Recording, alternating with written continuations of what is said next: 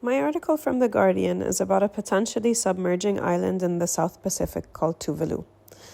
My main latch insight from last week was that while single latch methods can go into depth in their own method, but in order to gain context, you would probably need to combine several latch methods to really help you get a better depth and understanding of the topic. My article was a bit tricky because it mainly focused on kind of sporadic narratives from different stakeholders on the island.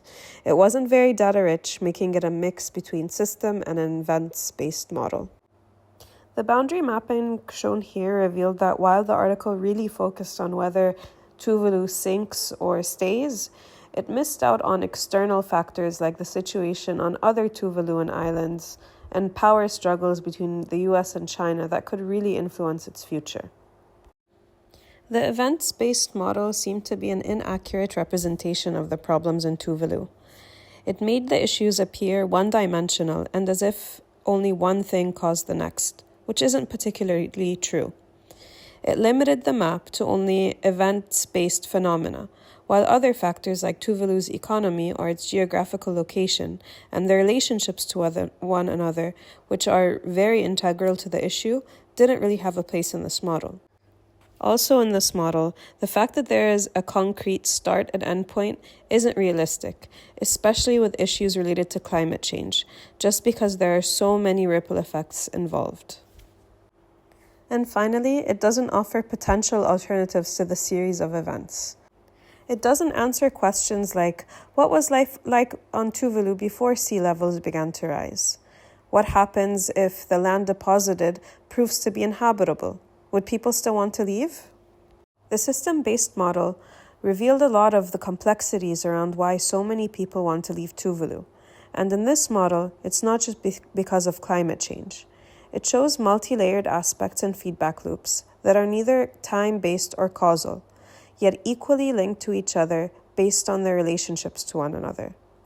This model shows where effort is being put into and also neglected by governments. It shows the importance of external factors such as power struggles and how they play into the bigger picture. The most important feedback loop found here is how while climate change is causing land to submerge, it also creates land deposits, causing potential opportunity. Yet, this seems to be a neglected topic by governments.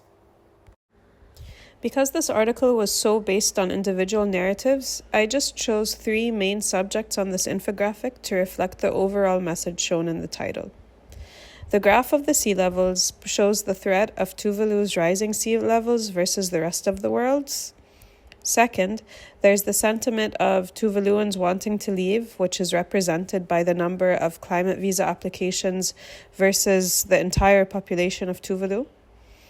And third, there's the opportunity of the land deposits that is represented by the hashed part of a map.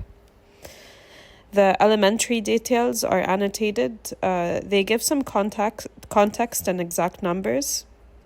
I think this approach gives an overall understanding of the topic, zooming into some important facts while still showing them in context of the greater picture. I would probably use this approach when trying to aggregate research to create a summary or understand a topic from a holistic but not specific view. That being said, it would probably be much more informative with an article that was much more rich with data and numbers. Experimenting with these models revealed how, depending on the depth and the perspective of what you intend to communicate, you might choose one model over another, or possibly combine them both.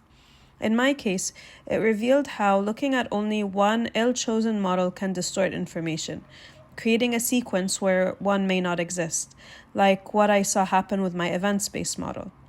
Yet, when working on the systems-based model, I was able to reveal showing how complex, interlinked, and uncertain the issues in Tuvalu really are. It showed both a positive and negative feedback loop, which revealed a pattern in Tuvalu's society and environment. This, I felt, was the best for my article. It changed how I think about representing complex content because in the context of research, it allows me to be able to look past words and numbers and extract greater meaning beyond what is being figuratively communicated. I believe there is meaning and intention behind any chosen approach, and it's important to understand that when reading and analyzing information. In the context when I am the one communicating, it helps me create and deliver deeper understanding beyond superficial headlines and help reveal hidden perspectives and opportunities. By doing these various modeling methods, it became clear that governments seem to be directing their efforts towards evacuating Tuvalu and not towards taking advantage of the opportunity of growing land deposits, for example.